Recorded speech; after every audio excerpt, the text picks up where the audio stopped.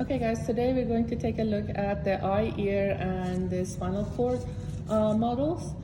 So let's go ahead and start with the eye. So the eye is, your eye has 6 extrinsic muscles that helps it with its movement. So these extrinsic muscles are connected to the white of your eye called the sclera. So if you take a look at this one on the top is your superior rectus.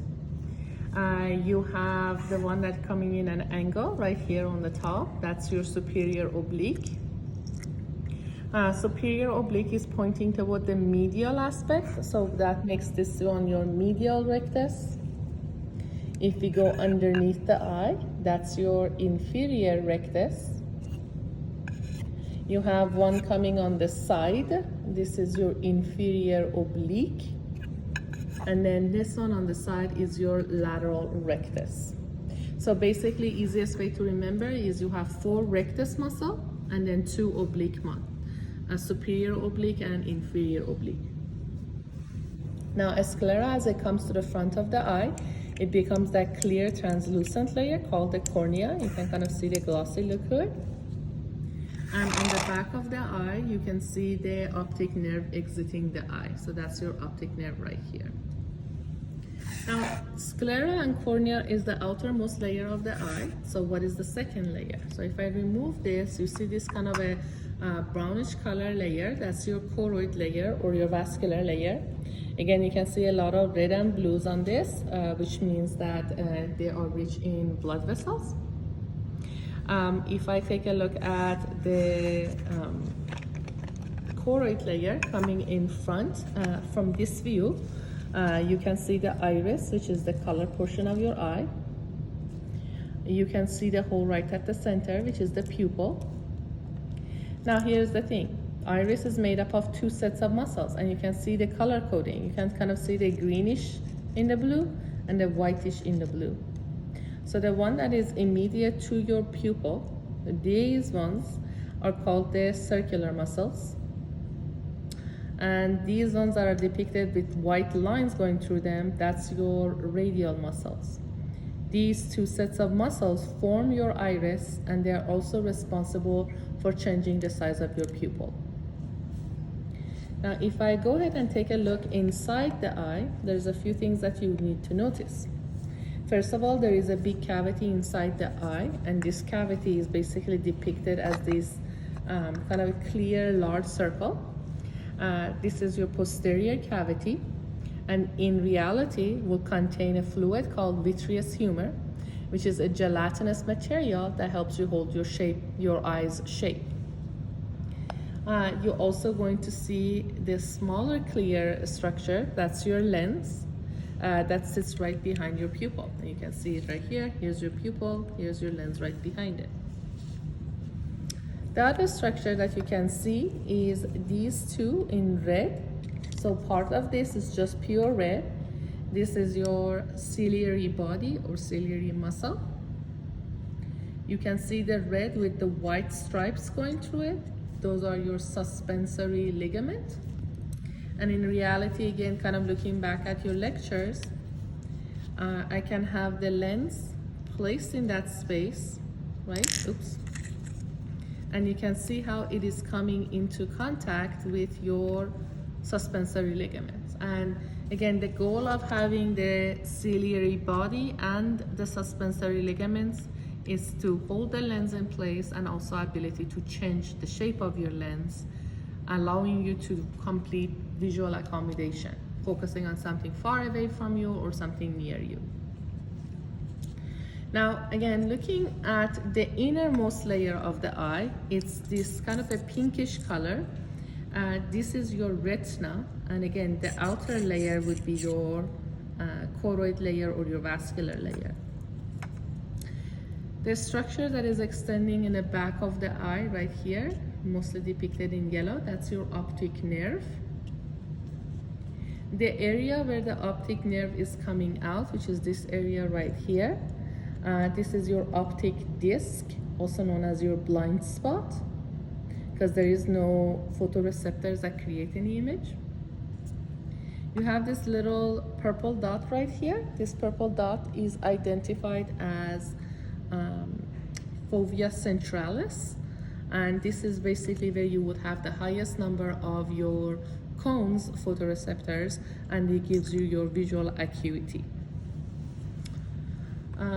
In terms of your eye, I think that is about it. So what I would like to do is now move into your ear for the next structure. So your ear, here is your ear. So what we have in an ear model, this is an anterior view of the ear. You have your pinna, which is basically collecting the sound waves. And if I go ahead and remove these parts, basically getting access to the internal structures of the ear, now you can see your external acoustic meatus right here, very clearly. The external acoustic meatus ends with this membrane right here, and I'm gonna pull it out so you guys can see it as well. So it's this membrane, it's kind of like a flattened cone, and this is your tympanic membrane. A lot of people use these common terms, which is basically your eardrum. Now, this is a separation from the external ear to the middle ear, which is this space right here. Now, if you're looking at your middle ear, or you have 3 bones, the first one that is immediately contacting your tympanic membrane, so it's this bone right here, that's the malleus.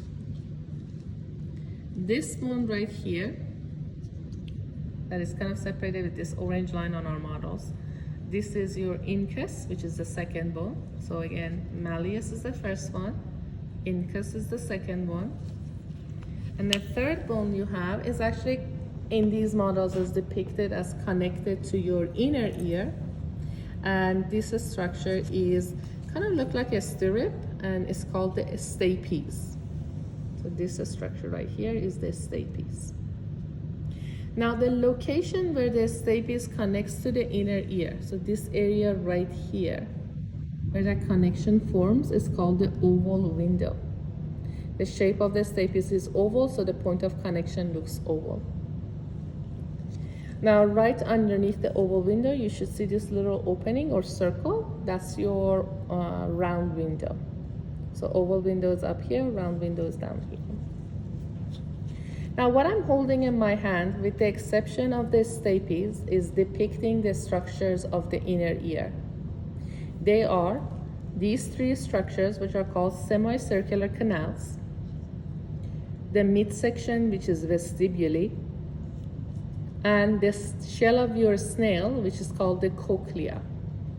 Cochlea is extremely important in terms of your hearing. Coming out of the back of this, you should see this yellow structure. Part of this is striped and part is simple. Now, if I just put a sticker or ask you to identify just a simple yellow line, that's your vestibular nerve. If I ask you to identify the one with the stripes, that's your cochlear nerve. But if I ask you to identify both of them together, it's called the vestibulocochlear nerve. Last one that I want to point out is this tube that's connecting your pharynx to your ear. It helps you maintain the pressure of the air in your middle ear, and this is called the pharyngeotympanic tube. A lot of people refer to it as the eustachian tube as well. So that is about it for our ear model.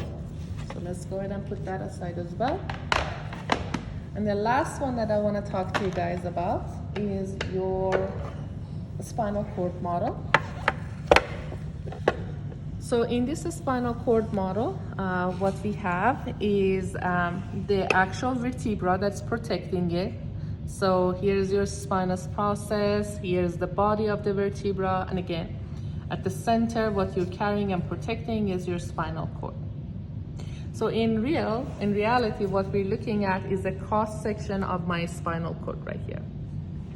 So first thing you want to do before you even identify any structure is identify which side is anterior, which side is posterior. So the way you do that is you look for a fissure versus a sulcus. Again, remember, fissure means they are deeper, and sulcus means they are narrower or not as deep. So do you see this? This is wider opening right here. So it is an opening versus just a single line. So this one would be your fissure, and this one would be a sulcus.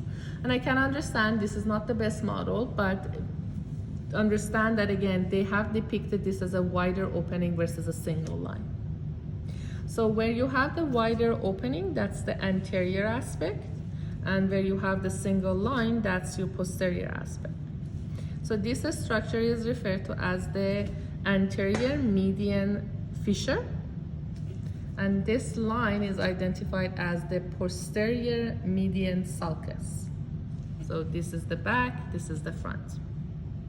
Now what you see as this kind of a butterfly middle section, that's your gray matter, and the surrounding area in white would be your white matter. So how do I call these structures? This area will be identified as anterior or ventral gray horn, lateral gray horn on the side, and posterior or dorsal gray horn. The white matter, same thing. So you have in the front, you have your anterior white column. On the side, you will have your lateral white column. And in the back, you will have your posterior white column. The connection between them is called the gray commissure, so connecting the left and right hemisphere of your gray matter together. Coming on the side, this structure right here is called the dorsal root, and this kind of bulging that you see right here called dorsal root ganglia. And the one you see more on the anterior aspect right here will be your ventral or anterior root. So dorsal coming from the back, and this one was come from the front. So that's about it for our spinal, guys.